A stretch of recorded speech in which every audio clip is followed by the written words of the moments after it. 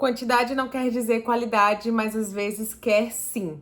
Esse é o tema do nosso vídeo e eu vou explicar um pouco pra vocês. E desde já, gente, eu já agradeço as mensagens que vocês deixaram pra mim, que estavam com saudade dos vídeos e tudo. Mas eu resolvi dar uma pausa porque vocês sabem que eu fui fazer lá o TJ Pará. Eu falei aqui com vocês sobre o fato de eu estar estudando só questões da Sebrasp e fazendo questões de certo e errado. E por isso eu trouxe o tema desse vídeo, questões, mais precisamente essa epifania, digamos assim, que eu falei no início, mas para remeter vocês a uma ideia de FGV, tá? Então eu já aviso logo que esse vídeo ele é mais voltado para a Fundação Getúlio Vargas e as questões que a gente faz acerca dessa banca. E para começar, gente, eu queria falar um pouco sobre a diferença da prova da Sebrasp e da FGV, falando sobre a minha experiência. Pessoal, a quantidade de questões que eu fiz para a prova do TJ Pará foi assim, discrepante, tá? Com base nos meus estudos anteriores e com base nas questões anteriores que eu fiz. Por quê? Como era o modelo certo e errado, meio que a quantidade se torna até mais importante do que efetivamente você aprender o conteúdo. Calma, eu vou te explicar. É porque a Sebrasp, ela tem um entendimento bem peculiar quanto a alguns aspectos. Então, não adianta muito você ficar querendo aprender 1 bilhão de matérias e não entender precisamente do que a banca gosta, do que ela pergunta. Tanto é, pessoal, que só fazendo um adendo aqui, eu acertei 88 questões no TJ Pará, errei 20 e poucas, então assim, o meu ali, pontos líquidos, assim, né, que ficou mais ou menos ali umas 70 questões, eu considero que foi uma nota boa, devido ao fato de que eu realmente achei a prova no nível acima, tá? Porque trouxe muita jurisprudência, mas voltando para a questão da Sebrasp, eu não esperava que fosse ter tanto informativo do STJ. Eu não esperava que fosse uma banca que fosse cobrar tantas decisões do STJ por questões óbvias, gente. A gente é acostumada a estudar a jurisprudência do STF por uma questão de ser algo mais corriqueiro, algo que cai mais nas provas. Então, eu levei um susto, principalmente em direito civil, porque eu não sabia, né, sendo muito honesta com vocês, chutei algumas questões, não sei se tomei a decisão certa ao chutar, porque hoje eu observo que se eu tivesse tido a seguridade de marcar efetivamente as questões que eu tinha certeza, eu não teria tido tanta recaída assim nos meus pontos líquidos. Então, o pensamento da Sebrasp é efetivamente esse, na minha opinião, tá? Tem gente que fala, eu marquei as 120 questões, eu vi aí o primeiro lugar da PRF, da PF, eu assisti algumas aulas aí, entrevistas, né, das pessoas falando que, eu marquei as 120 questões. Eu não acredito que isso valha a pena quando você não tem muita segurança. Pra mim, a pessoa que marca 120 questões é aquela pessoa que ela tem pelo menos certeza de 70%, 80% da prova. Se você não tem isso, por que você vai marcar algumas questões que você tá na dúvida e você tem literalmente 50% de chance de errar, entendeu? É uma coisa que, se você colocar na ponta do lápis, não vale a pena. É melhor você manter aquelas em que você tem certeza, tá?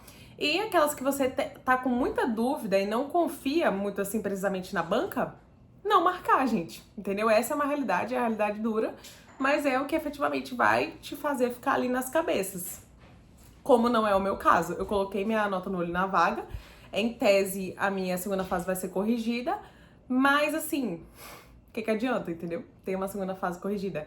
Gente, eu não tô sendo pessimista aqui e nem com a autoestima baixa com relação às minhas notas. É só porque é a realidade, entendeu? Então vamos encarar a realidade do jeito que ela é e parar de chorar por coisas que já passou. E aí, gente, agora falando mais sobre o assunto da FGV. O que eu notei quando eu comecei a estudar mais precisamente para a FGV? A preguiça. Gente, é porque com as questões longas, agora eu vou falar uma coisa que é da psique humana.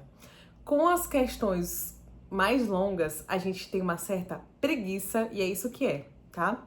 De ler aqueles textões, gente. Uma questão da FGV é o mesmo que 4 da Sebrasp, certa e errada. Vamos ser honestos aqui? Vamos falar o português bem falado? Porque eu pego uma questão, gente, de 20 linhas, eu fico desanimada. porque ultimamente meu desempenho no final do dia tem sido 20 questões. Para quem fazia 100 questões, é um baque. É um baque porque você sente que você não tá rendendo tanto nos estudos. Mas, gente, que outra opção você tem?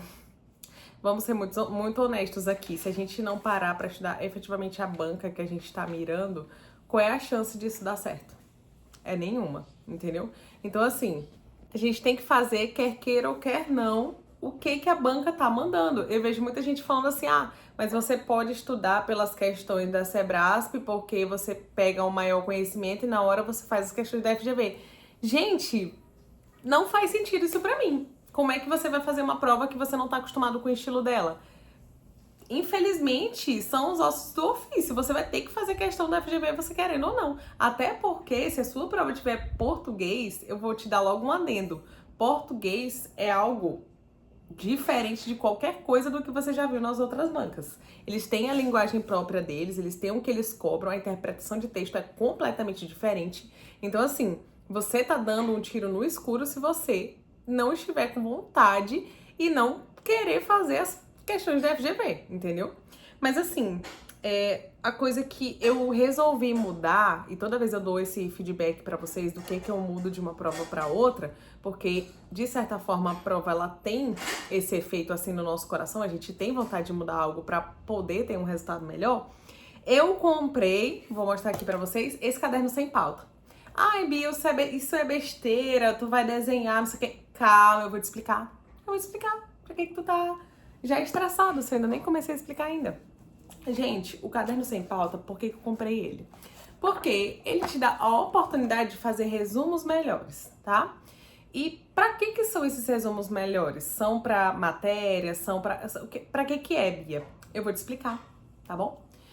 Bora lá. Ultimamente eu tenho visto um boom de jurisprudência. Ah, tá, Bia, mas isso não é novidade, tá caindo jurisprudência já há um tempo. Mas não com essa frequência, gente. Juro pra vocês. Eu acredito que 70% da prova do TJ Pará foi jurisprudência. Tu tá exagerando, foi mais lei seca. Não foi.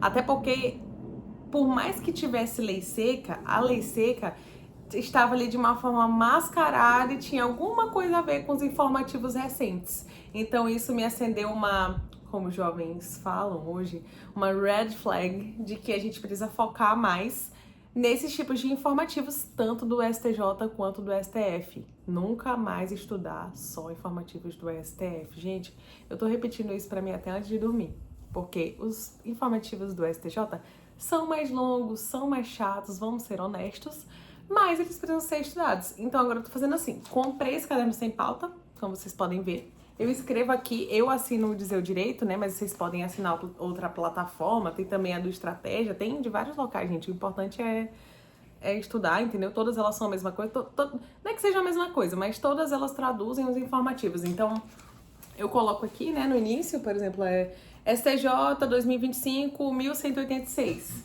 Escrevo aqui, tá? Os que tem a ver com o meu concurso, ainda tem esse, tá, gente? O concurso que eu tô estudando agora, ele tem direito penal, direito processual penal, constitucional e administrativo. Vocês acham que eu vou ler o informativo de tributário? Não tem o menor sentido. Ai, que eu acho que vai enriquecer meu estudo. Você precisa ganhar tempo e você precisa ter... Quanto mais você tolher aquilo que você não precisa, vai ser melhor pra você.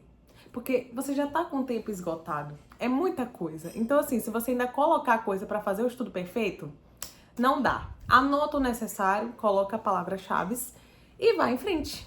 Entendeu? Então, pessoal, eu resolvi elencar essas prioridades, né, que eu direcionei aqui pro meu estudo na FGV.